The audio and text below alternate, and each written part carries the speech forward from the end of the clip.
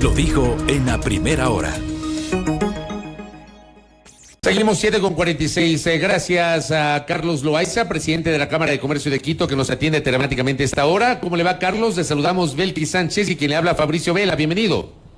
Fabricio Belkis, buen día. Un saludo a la audiencia del programa y un placer estar con ustedes esta mañana. Gracias, Carlos. A ver, 3 días después, voy a empezar de la misma manera que empecé la entrevista hace minutos con Unidad Cisa, le pregunto a usted.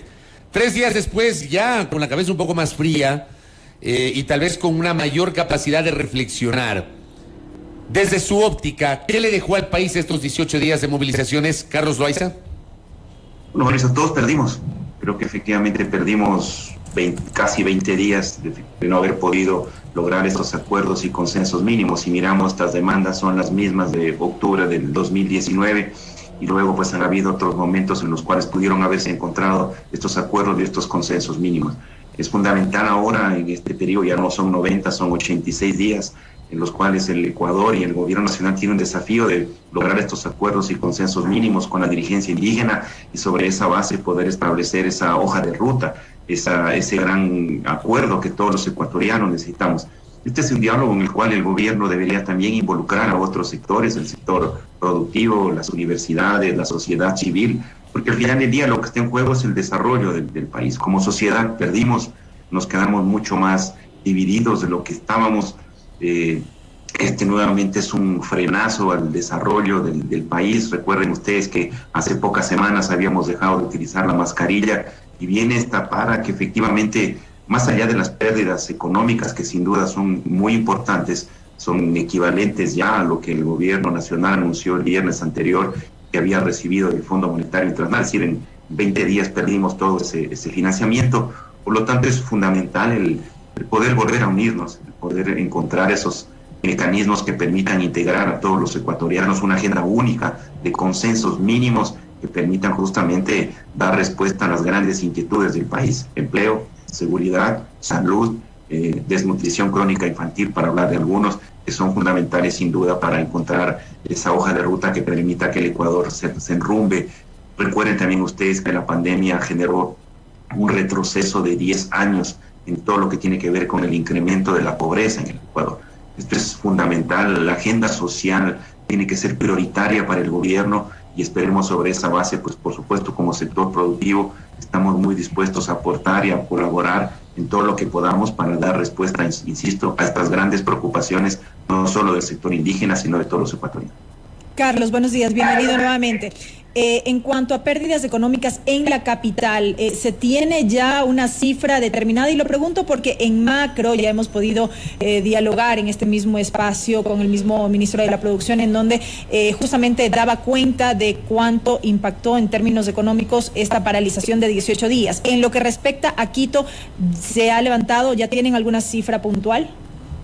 Nuestras estimaciones hablaban, lo dijimos del principio, entre 20 y 25 millones de dólares diarios. Si multiplica eso por los casi 20 días, estaríamos hablando entre 400, 450 millones de dólares las afectaciones de todos los sectores. Estamos hablando del sector de la exportación, del sector productivo, del sector comercial sin duda, pero estas cifras las veremos ya en los próximos días. Vamos a tener ya un impacto en la recaudación tributaria, lo miraremos cuando el Servicio de Rentas Internas comparta la recaudación del IVA y ahí vamos a tener ya la realidad del impacto que esto tuvo para todo el sector productivo del país. En el caso del sector comercial, específicamente comercial, por ejemplo, el cierre de negocios en la capital, ¿qué cifras o qué balance tienen ustedes, Carlos? No hemos tenido aún esa medición, Fabricio, pero sí tenemos algunos sectores que creo que vale la pena destacar. El sector turístico es un sector muy afectado. Recuerden ustedes que era un sector que venía ya afectado producto de la pandemia. Junio y agosto son épocas de temporada alta, hablando de turismos que viene del exterior al Ecuador. Eso ya efectivamente lo perdimos en el mes de junio, muchas cancelaciones y seguramente algo de eso también pasará en julio y agosto. En el sector de exportación de flores creo que fue público y notorio, la cadena productiva en términos de lácteos, la cadena productiva en términos de proteína animal, hablando de huevos, de pollo, de cerdo. Creo que efectivamente son algunos de los sectores muy afectados. En el lado del comercio también, todos los comercios que están alrededor del centro histórico, de la Universidad Católica, de la Universidad Central y en otros sectores que fueron el Parque del Arbolito, que fueron muy complicados, esos comercios no pudieron atender durante 20 días y son los que efectivamente estuvieron muy afectados y que tuvieron dificultades ya la semana anterior para pagar la nómina, para pagar el arriendo de los locales, inclusive también todo lo que tiene que ver con obligaciones como préstamos o con el IES o el municipio o la seguridad social. Ahora, es inevitable hacer la comparación con octubre de 2019. ¿El efecto en el sector comercial productivo fue similar, fue peor, fue menor que octubre de 2019 en estos 18 días de junio de 2022, Carlos? Bueno, la estimación de los $1.000 millones que presentó el ministro de la Producción en estos 20 días son equivalentes a los 1.000 millones que se perdieron en los primeros meses de la pandemia. Por lo tanto, es un impacto muy grande esto que ha tenido. Insisto, aquí perdimos todos, no hubo un sector en particular que haya sido beneficiado. Esto no solamente afectó a la ciudad capital, a Quito. Recuerden ustedes lo que pasó en Ambato, lo que pasó en Cuenca y otras ciudades del país en las cuales efectivamente eso ha tenido un impacto muy relevante. Va a tomar tiempo efectivamente el poder reactivarlo. Lo estamos mirando ya en los supermercados, el tema del gas, la dificultad de poder reactivar todos los diferentes sectores. Pero sin duda, insisto, más allá de esto, creo que este esfuerzo, este sacrificio que hemos tenido todos, esperemos que sirva para unirnos, que sirva justamente para encontrar estos acuerdos, estos consensos mínimos que tanto el Ecuador necesita. Además de este tiempo que tomaría, como bien señala, ¿qué acciones incidirían precisamente para lograr esta reactivación en la ciudad? El poder concretar ya ciertas acciones concretas, es decir, desde el punto de vista de la simplificación de trámites. Hemos hablado mucho ya de simplificación de trámites. Creo que es fundamental dar competitividad al sector productivo en el país justamente para podernos reactivar. Y esta competitividad y este apoyo también va desde el lado del sector indígena. El Ecuador es un país netamente agroindustrial. Debemos regresar hacia la agricultura y este es el futuro del país. Somos líderes en exportación de banano, de camarón, de café, de cacao. Es relevante el que podamos mirar el agro con esa visión y justamente sobre esa base el poder establecer mecanismos de asociatividad, de poder integrar a las diferentes comunidades indígenas hacia las grandes cadenas del comercio. Ahí, por supuesto, como Cámara queremos ser un actor importante para aportar en el fomento a la productividad y a la competitividad del pequeño productor de leche, el pequeño productor de papas, el pequeño productor de maíz. Sin duda creo que ahí hay oportunidades desde el punto de vista del gobierno nacional en una agenda clara y específica para el sector indígena, donde está la población más vulnerable del país. Y desde el lado del sector productivo, lo que hablaba, simplificación de trámites, el anuncio del presidente de la República del impuesto de salida de divisas, creo que es importante acelerarle a eso, es un desincentivo a la productividad. La reforma arancelaria también, esto es relevante desde el punto de vista de devolverle competitividad al sector productivo. Seguridad jurídica, el mayor incentivo para un empresario, para un inversionista es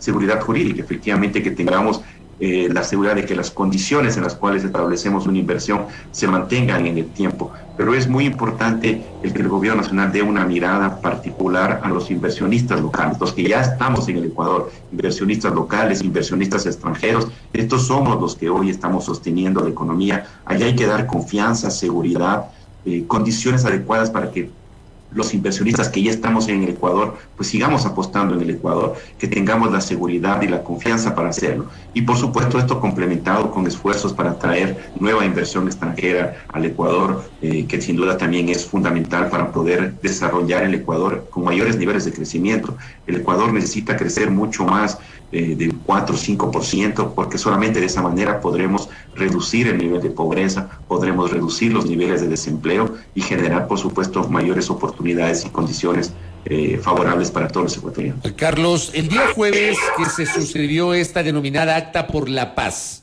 que permitió cerrar esos 18 días de movilizaciones, de protestas, de bloqueos, esta acta entre el gobierno y el movimiento indígena, se determinó abrir un plazo de 90 días con unas mesas de diálogo para ir aterrizando algunos de los elementos que forman parte de las demandas de la CONAIE.